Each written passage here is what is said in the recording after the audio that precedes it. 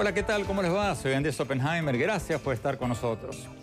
Lo que está pasando en Nicaragua debería ser noticia de primera plana en todos nuestros países, porque en los últimos 6 meses ya han muerto más de 322 personas en las manifestaciones antigubernamentales reprimidas por el gobierno, según la Comisión de Derechos Humanos de la OEA. Esa cifra es impresionante, porque Nicaragua es un país muy chico, de apenas 6 millones de personas, y esa cifra indica que la violencia política en Nicaragua en los últimos 5 meses ya causó más del doble de todas las muertes que se registraron el año pasado en las confrontaciones políticas de Venezuela, un país de 32 millones de habitantes. Para poner las cosas en perspectivas, han habido muchos más muertos en las protestas antigubernamentales de Nicaragua este año que en las protestas de la Franja de Gaza en el Medio Oriente. Hace pocos días, las más recientes manifestaciones antigubernamentales en Nicaragua dejaron un saldo de un muerto, un joven de 16 años, y varios heridos. Y las negociaciones de paz entre el gobierno y la oposición siguen empantanadas, igual que hace varios meses. Mientras tanto, aumenta la migración de nicaragüenses a Costa Rica y a varios otros países vecinos. ¿Cómo va a seguir todo esto?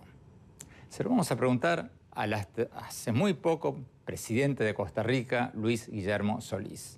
El expresidente Solís tuvo que lidiar hasta hace pocos meses con el presidente de Nicaragua, Daniel Ortega, y conoce la situación allí mejor que muchos.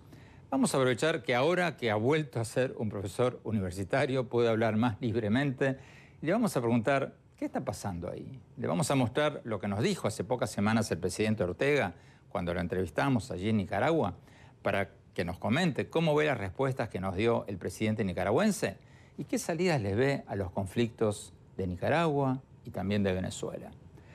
Y más tarde en el programa vamos a hablar con el famoso chef José Andrés, que acaba de sacar un libro llamado Alimentamos a una isla.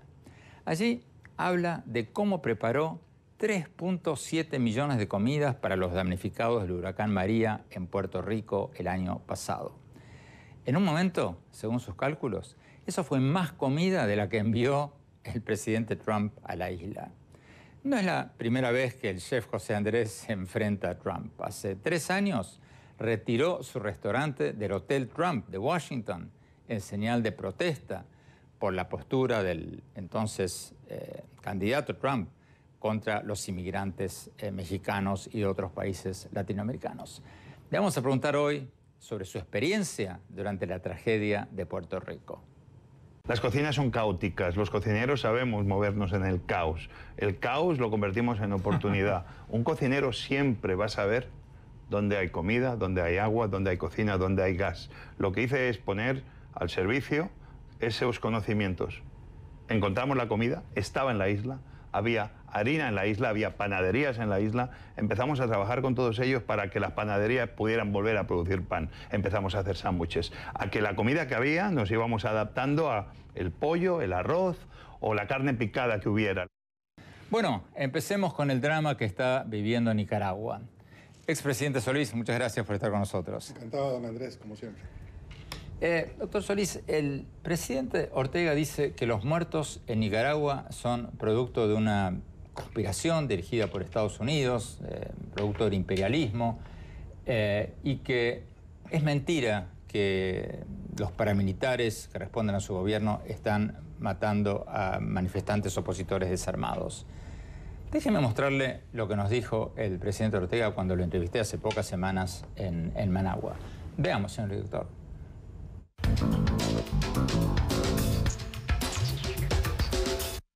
Presidente, usted está diciendo que los paramilitares, que los parapolicías son opositores disfrazados. Así es. Pero, presidente, perdón, pero está repleto de fotografías, la primera que encuentro. Sí. Acá tiene paramilitares con la bandera de su partido, el Frente Sandinista. Eso no es paramilitar. ¿Están encapuchados? ¿No has visto encapuchados a la gente de la derecha? ¿No lo has visto encapuchados? ¿No has visto los fotos de ellos? Los primeros encapuchados fueron ellos. Luego, la gente, para poder defenderse, porque los están asesinando, lo que han hecho es organizarse para defenderse. Y eso no es el paramilitar coordinando su labor para la defensa de la vida, para que no les quemen las viviendas, para que no quemen los sitios públicos, como venían incendiando alcaldía, centros hospitalarios y todo esto. A ver si entiendo bien. Usted está diciendo que esta gente que estamos viendo en esta foto son paramilitares. No son paramilitares, no son paramilitares, no. ¿Qué son? ¿Ah? Son ciudadanos defendiéndose. ¿Ve? Y luego, yo no sé realmente... Defendiéndose con AK-47. Luego, yo no sé si esta foto es una foto real, porque vos sabés que en estos tiempos se hacen montajes.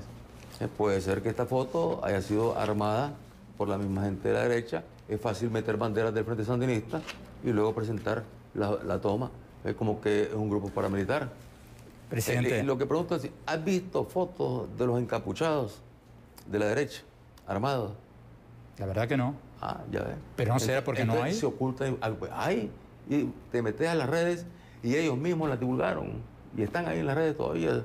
Está la colección de fotos. Presidente, hay muchísimos casos que documentan los grupos de derechos humanos de gente que fue secuestrada por esta gente, por estos armados, encapuchados, paramilitares, parapolicías, llamémoslo lo que queramos. Aquí tenemos una policía voluntaria.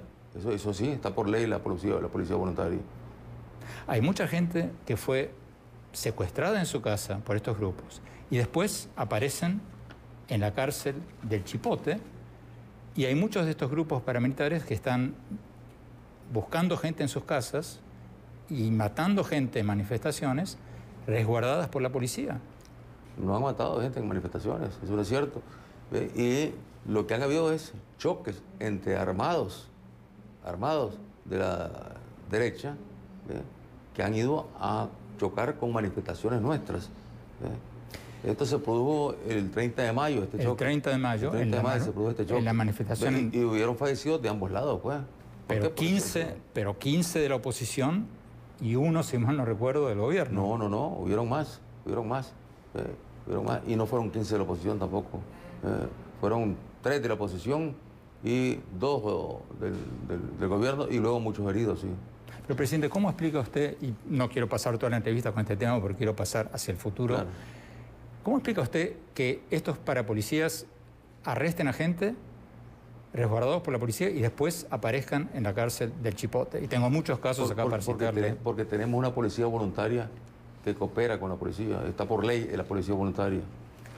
Los gobiernos y lo que no te has dado cuenta es que aquí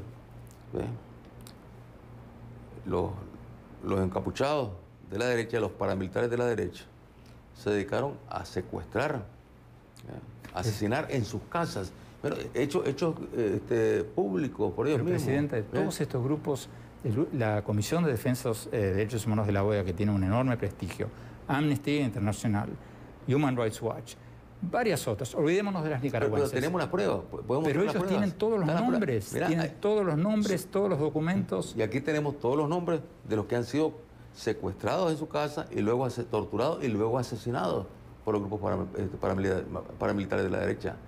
Secuestrados, torturados y asesinados. Tenemos la lista, tenemos los nombres. Podemos mostrárselas a ellos, esta lista, estos nombres. Podemos mostrar los videos de cómo los torturaban. Videos puestos por los mismos que los torturaban. Así que es una cosa de locura, de irracionalidad, una cosa... por eso decimos, es terrorismo. Expresidente Solís, esto que está pasando en Nicaragua, ¿es un conflicto armado entre dos bandos armados, como pretende hacernos creer el presidente de Nicaragua, o es represión brutal de un gobierno contra manifestantes desarmados? ¿Cuál de los dos? Yo creo que es el mundo al revés del presidente Ortega. Solo él se lo creerá, porque usted se lo dijo bien. Ahí están las pruebas, ahí están las fotografías, ahí está la evidencia de la Comisión Interamericana de Derechos Humanos, que él dice que le presentaría todas esas pruebas si las dejara entrar, porque además las sacó y no permite que esta comisión vuelva otra vez a Nicaragua. No, aquí lo que hay es una matanza sistemática que es conducida por policías y por paramilitares asociados al gobierno de Nicaragua, que, como usted bien lo ha señalado, han generado una situación de violación a los derechos humanos que no solo muertos, que daría risa si no fuera tan trágica, toda esta argumentación del presidente Ortega. ¿Asociados o dirigidos por el gobierno? Ambas cosas, creo que hay de todo, porque muchos de ellos podrían ser miembros del partido, no necesariamente actuando bajo órdenes directas de la policía, pero sin duda es una operación conducida políticamente desde el Poder Ejecutivo en Nicaragua. Ahora, presidente, usted hasta hace pocos meses era presidente de Costa Rica, se reunía se reunió muchas veces con el presidente Ortega. Cuando usted le dijo estas cosas a la cara. Mire, realmente nunca me reuní con él. Sí, yo al presidente Ortega lo vi una sola vez en la reunión de CELAC al inicio de mi mandato y lo que tuvimos fue un choque, porque él pretendía poner a un líder independentista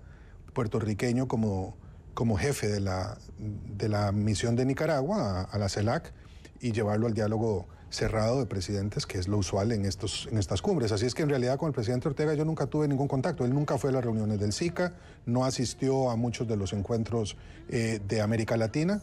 Así es que desafortunadamente no tuve oportunidad de señalárselo así directamente. ¿Qué le decían sus colegas centroamericanos? El presidente de El Salvador, el presidente de Honduras. O sea, ¿cuál era el consenso entre los países vecinos a Nicaragua? ¿Qué está pasando? Bueno, en realidad durante mucho tiempo, por lo menos 3 años y medio de mi mandato, mi problema fundamental con Nicaragua fue bilateral, por la invasión del año 2010, por las 3 contenciosos que tuvimos que atender en la Corte Internacional de Justicia en La Haya, que perdió Nicaragua cada vez.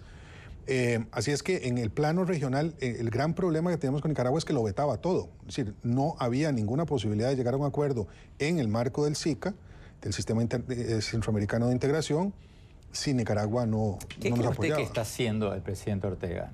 O sea, si es como usted dice, y como dicen los grupos de derechos humanos, la Comisión de Derechos Humanos de la OEA y muchos otros, que estos grupos paramilitares están actuando ya sea bajo la dirección o en connivencia o tolerados por el gobierno. ¿Por qué? ¿Para qué? ¿De qué le sirve al presidente Ortega salir en los periódicos, salir en la televisión, salir en todo el mundo como un Anastasio Somoza? Es que me leyó la mente, don Andrés, es que está siguiendo el libreto de Anastasio Somoza. Es decir, primero hizo un pacto nefasto con políticos, después con empresarios, después con la propia Iglesia Católica, un sector de ella, no estoy hablando de todos, pero este pacto del 2009 llevó a la situación que tenemos hoy. Es una connivencia de los sectores que siguió Somoza. En aquel tiempo se llamaba el Cupiacumi, un solo corazón, utilizando un concepto misquito. Y ahora ha seguido el mismo camino. Y ahora no solamente no quiere irse, sino que quiere perpetuarse en una monarquía dinástica muy complicada. Ahora le quiero preguntar de eso. Nos están pidiendo un corte. Cuando volvamos le quiero preguntar sobre eso y también sobre el éxodo de nicaragüenses. ¿Hay un éxodo de nicaragüenses como el de Venezuela? Ya volvemos. No se vayan, ya volvemos.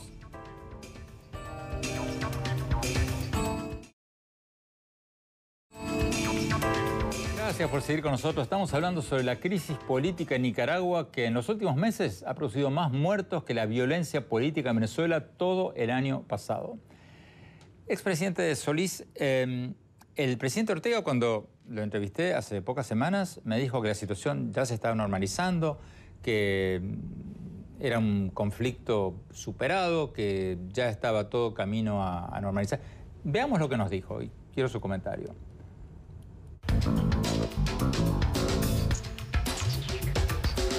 Presidente, hablemos sobre el futuro. El país está semi-paralizado o paralizado. La economía se está cayendo por estas manifestaciones, por este conflicto político. Hay un diálogo mediado por la conferencia episcopal, está suspendido. La oposición quiere elecciones anticipadas. Parte de la oposición quiere que usted se vaya hoy. La otra parte aceptaría elecciones anticipadas. Usted dice que no, ha dicho que no va a haber elecciones anticipadas. Entonces, esta situación va a ser una espiral descendiente en el que pierde el país. ¿Por qué no aceptar elecciones anticipadas? Hasta hace 15 días el país estaba paralizado. De 15 días para acá, el país se ha ido recuperando. La actividad económica, la actividad productiva se han ido recuperando. Estamos iniciando el ciclo agrícola que está arrancando a buen paso, a buen ritmo.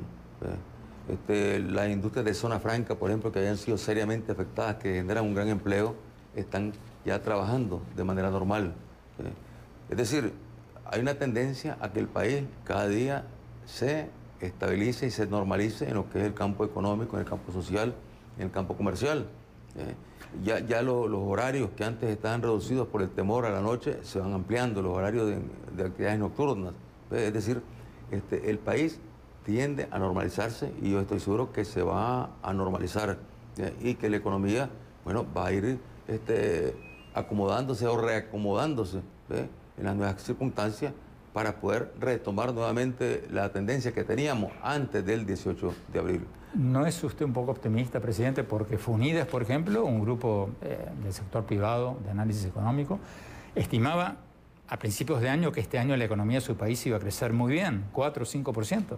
Ahora estiman en 0, y si esto sigue, menos 0. Además, presidente, no hay que ser un economista. Yo llegué anoche a Managua, estoy en uno de los mejores hoteles de la ciudad, está vacío. Hoy desayuné solo. El turismo ha sido afectado, el turismo es de lo que ha sido más afectado. Pero lo que es la actividad productiva nacional, agrícola, comercial, esa se está retomando. El turismo sí ha sido seriamente afectado. Y luego, ¿qué pasa con FUNIDES?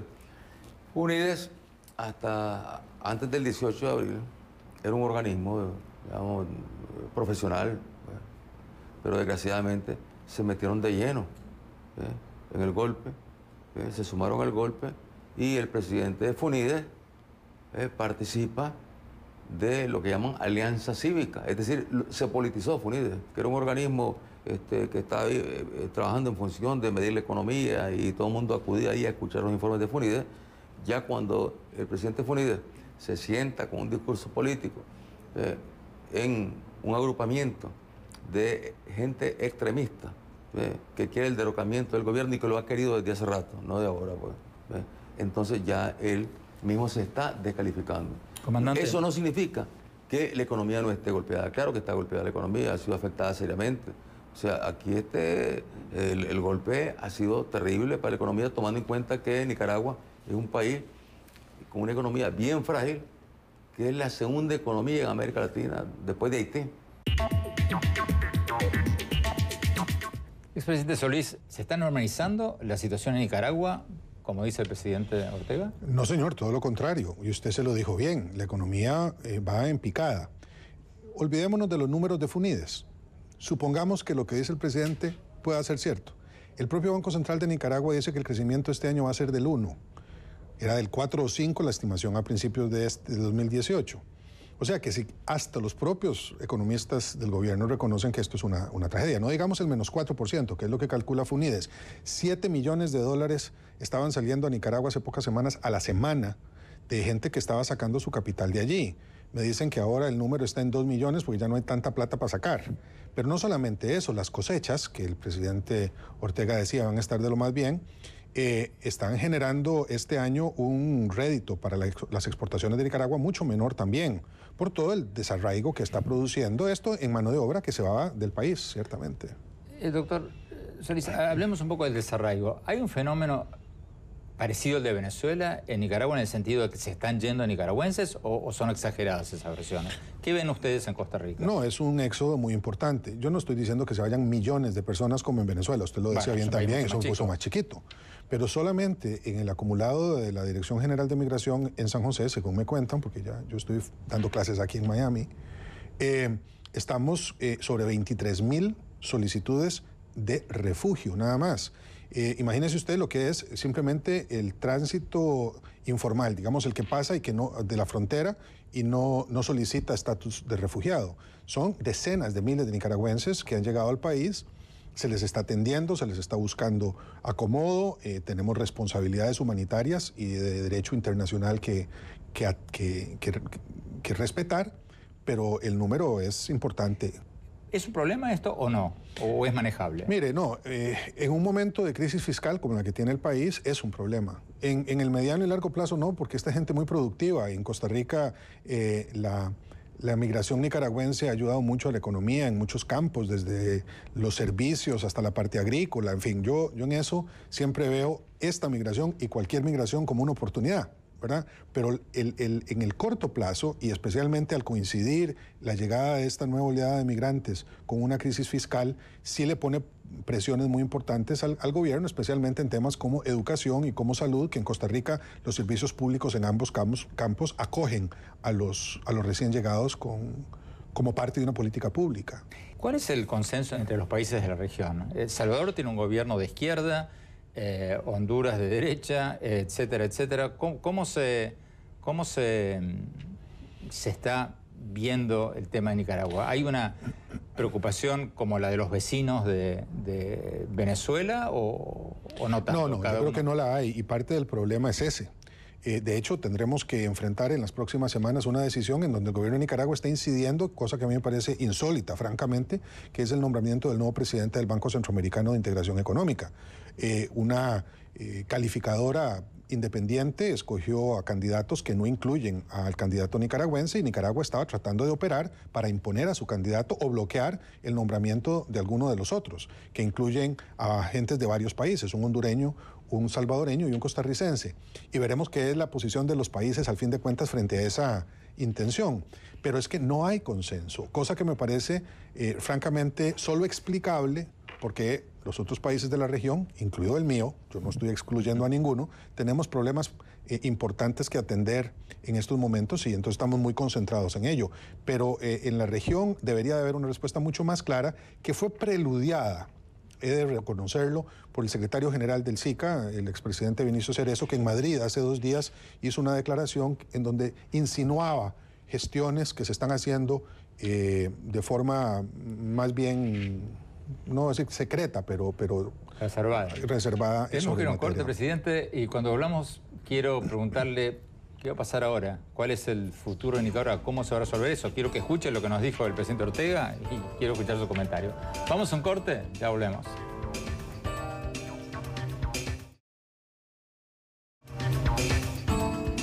Gracias por seguir con nosotros. Estamos hablando sobre la crisis política en Nicaragua, donde siguen las manifestaciones antigubernamentales que, según la Comisión de Derechos Humanos de la OEA, ya suman más de 322 muertos en los últimos meses. ¿Cómo va a seguir todo esto? Vamos a ver lo que nos respondió el presidente Ortega cuando le pregunté sobre los reclamos de la oposición de elecciones anticipadas o de un referéndum. Después les vamos a preguntar al expresidente Luis Guillermo Solís. Veamos lo que nos dijo Ortega.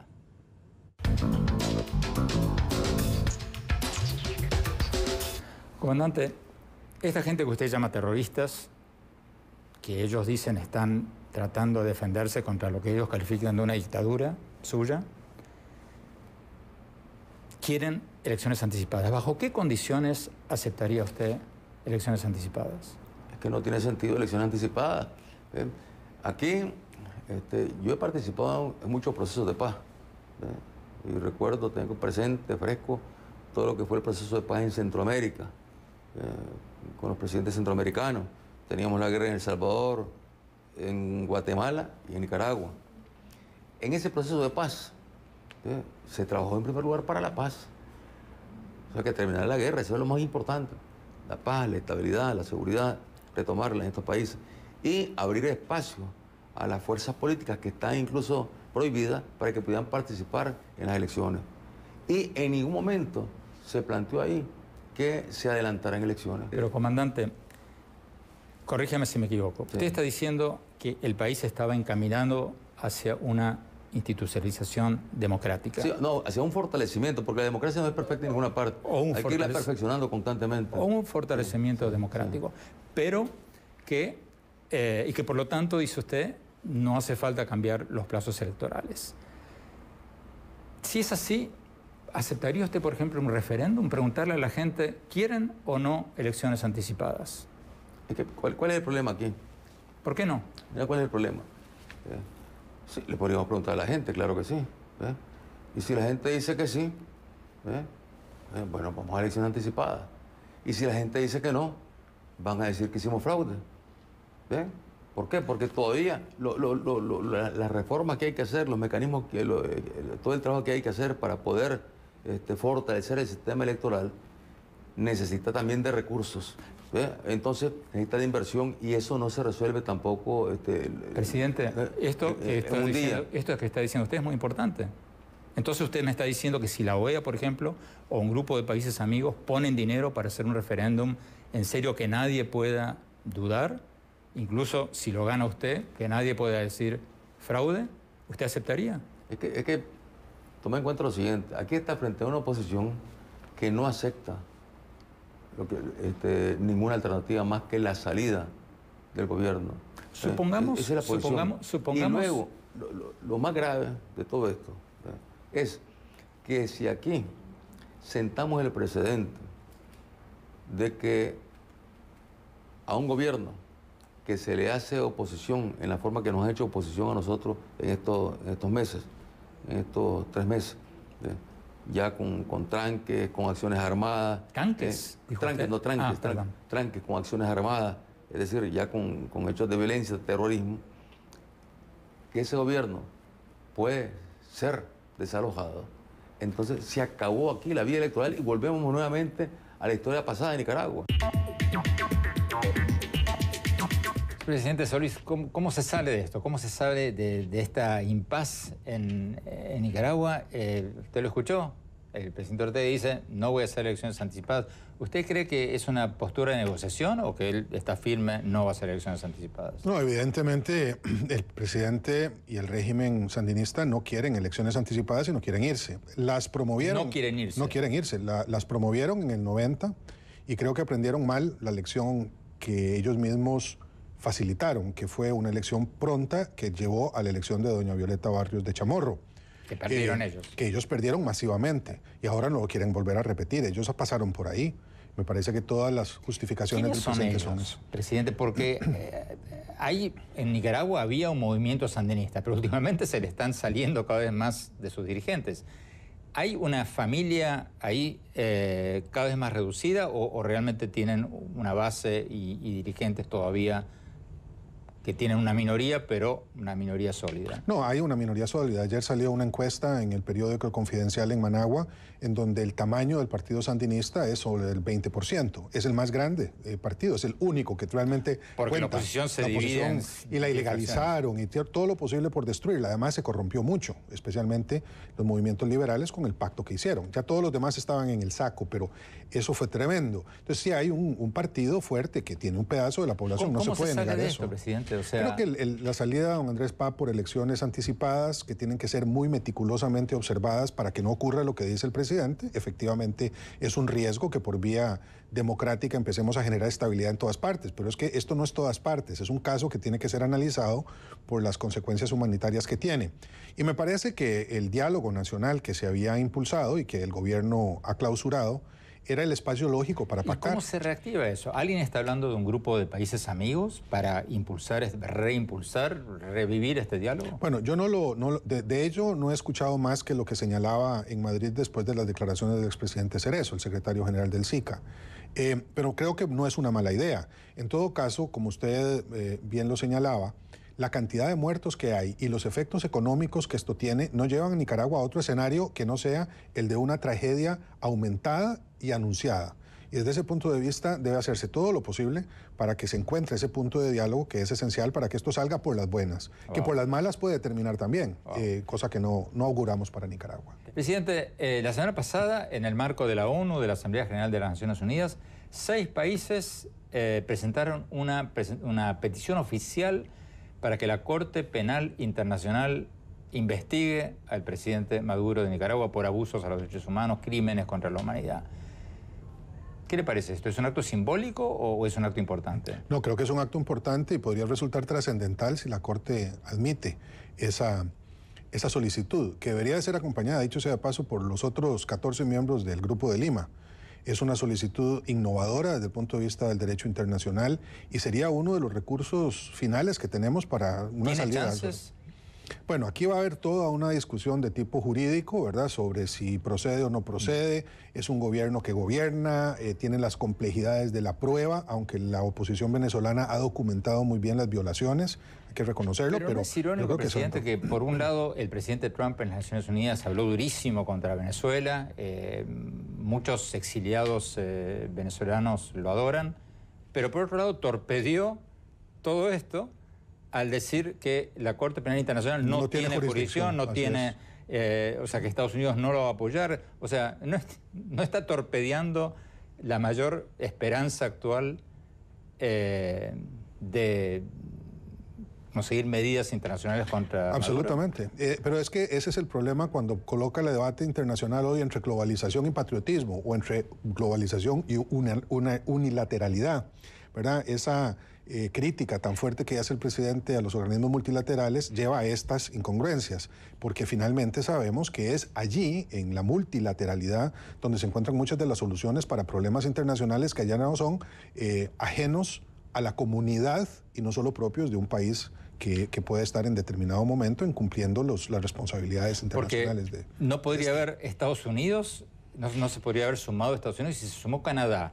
Sí. O sea, Canadá, Argentina, México, Perú, Chile. Se sumó Canadá a último momento.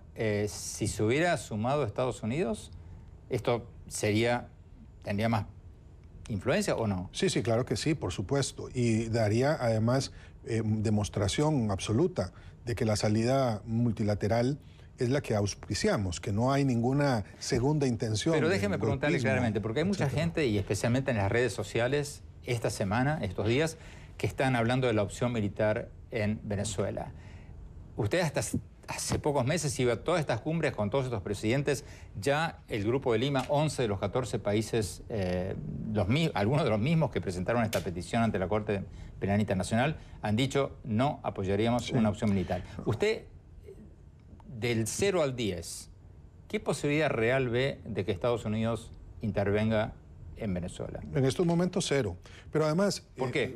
Porque es que la opción militar no es una opción. Al final lo que hace es que va a complicar mucho más las cosas, abre puertas hacia futuro. No, pero mucha gente dice Trump es un hombre que le importa un rábano la diplomacia, es un hombre que le importa... Sí, pero hay en el Departamento de Estado y en el establishment estadounidense factores que entienden las consecuencias que tendría una intervención militar unilateral para América Latina y especialmente en un país como Venezuela, que es un país muy grande, muy importante. Presidente Solís, me avisan que se nos terminó el tiempo. Muchísimas gracias. Está invitado a venir cuando quiera. Muchas gracias por estar con nosotros. Muchas gracias a usted. Vamos a un corte rápido y vamos al chef José Andrés y lo que cuenta sobre Puerto Rico tras el huracán María. No se vayan, ya volvemos.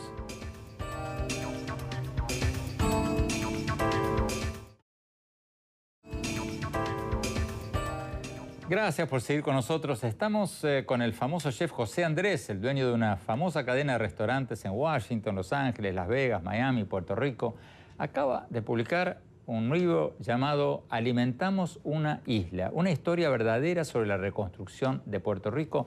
Ya está en la tabla de bestsellers del New York Times. Veamos lo que nos dijo.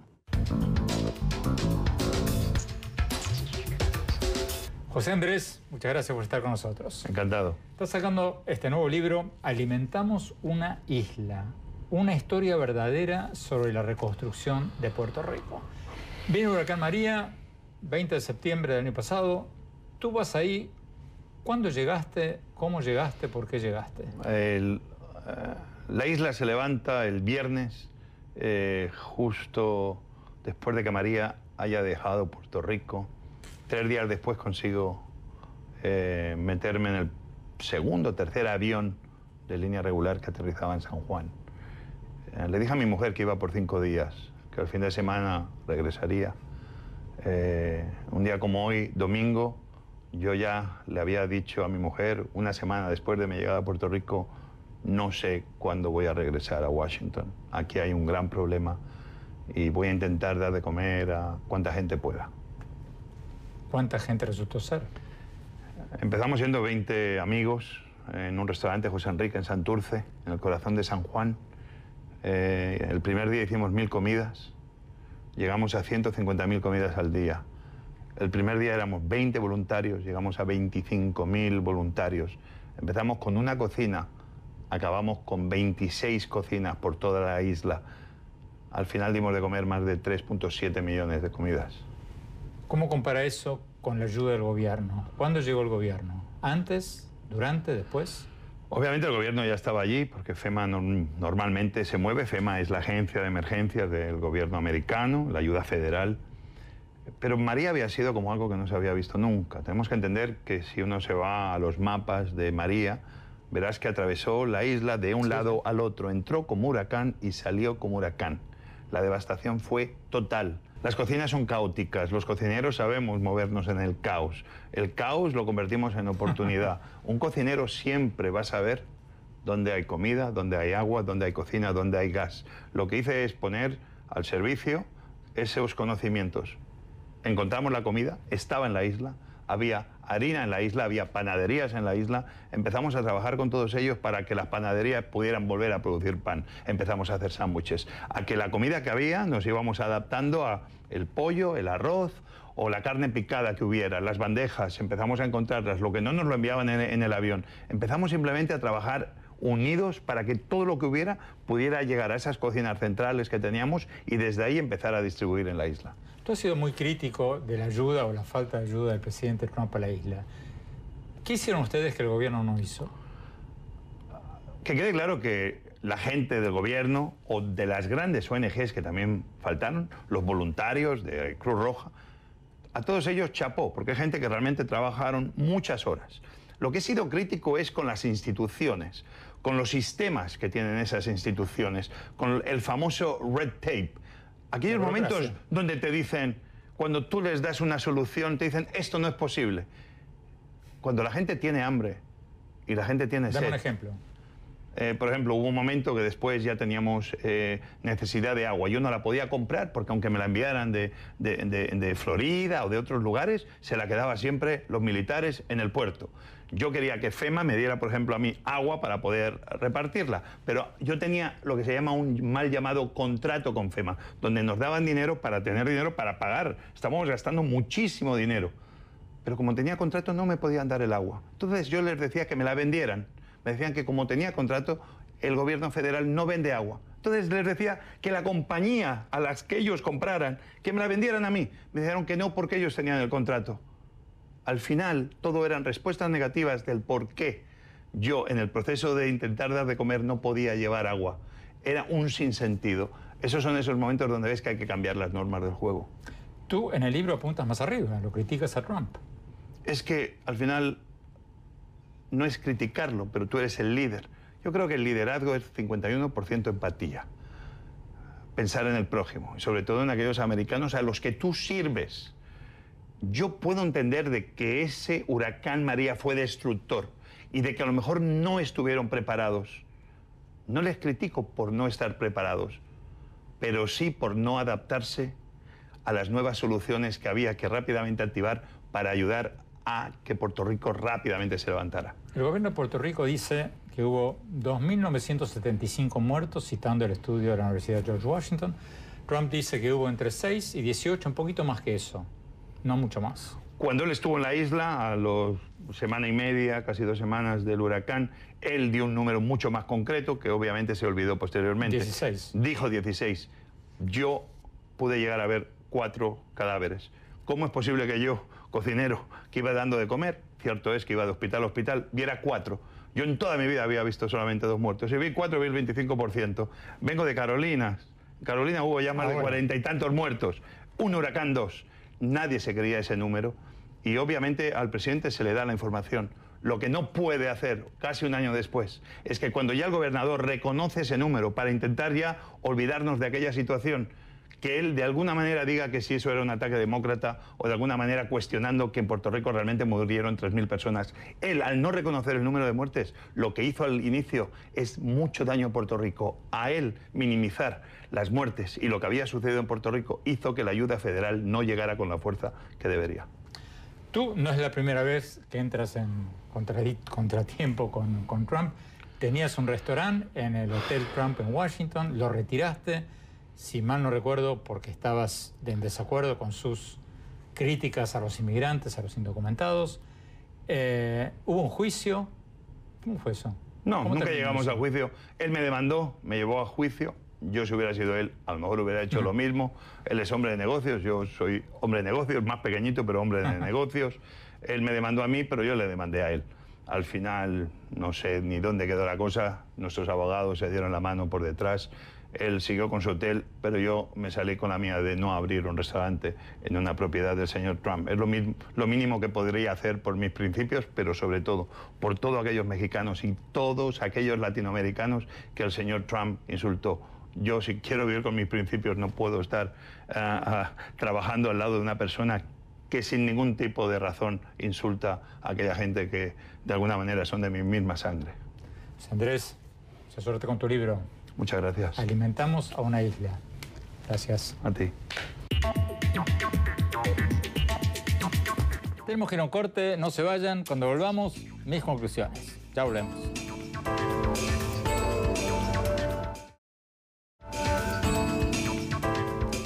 Gracias por seguir con nosotros. Ya pasaron varias semanas desde que fuimos a Nicaragua y entrevistamos al presidente Daniel Ortega sobre la violencia política que, según la Comisión de Derechos Humanos de la OEA, ya ha dejado más de 322 muertes en ese país. Y desde que estuvimos allí no ha cambiado prácticamente nada. La comisión de diálogo entre el gobierno y la oposición sigue empantanada y Ortega, el presidente Ortega, sigue sin aceptar elecciones anticipadas ni cambios para nombrar un tribunal electoral independiente para que las próximas elecciones sean creíbles. Y la economía, mientras tanto, sigue cayendo y la violencia no ha cesado. ¿Cómo va a seguir todo esto? Presidente Ortega, usted recordará que cuando estábamos terminando nuestra entrevista, usted me dijo que hablaría con organizaciones internacionales como la ONU y la Unión Europea para reforzar los mecanismos de diálogo. Esa fue la palabra que usted usó, reforzar los mecanismos de diálogo. Pero sus críticos dicen que no se ha reforzado absolutamente nada y que lo que usted quería era meter a partidarios suyos en la comisión de diálogo para diluir la influencia de la mediación de la Iglesia Católica. Desde aquí le quisiéramos preguntar nuevamente, ¿por qué no hacer un referéndum con observadores internacionales de la OEA, por ejemplo, preguntándole a los nicaragüenses si quieren elecciones anticipadas? O preguntándoles si quieren un tribunal electoral independiente. Usted me dijo, cuando le pregunté eso, que eso sería muy costoso. Pero, presidente, estoy seguro que la Unión Europea y varios países estarían dispuestos a pagar los gastos. Porque los últimos acontecimientos en Nicaragua sugieren que la crisis política en su país está lejos de haber terminado. Ojalá obtengamos respuestas a estas preguntas pronto para que Nicaragua vuelva a la normalidad democrática lo antes posible. Bueno, muchas gracias por habernos acompañado. Los invito, como siempre, a visitar mi blog en la página web andresopenheimer.com. Si se registran ahí, les vamos a mandar por email todas mis columnas del Miami Herald y mis más recientes programas de televisión. Les recuerdo la dirección es andresopenheimer.com. Y por supuesto, escríbanos en nuestro Twitter, @OpenheimerA, y a nuestra página oficial de Facebook, Andrés Oppenheimer. Gracias por habernos acompañado. Hasta la semana próxima.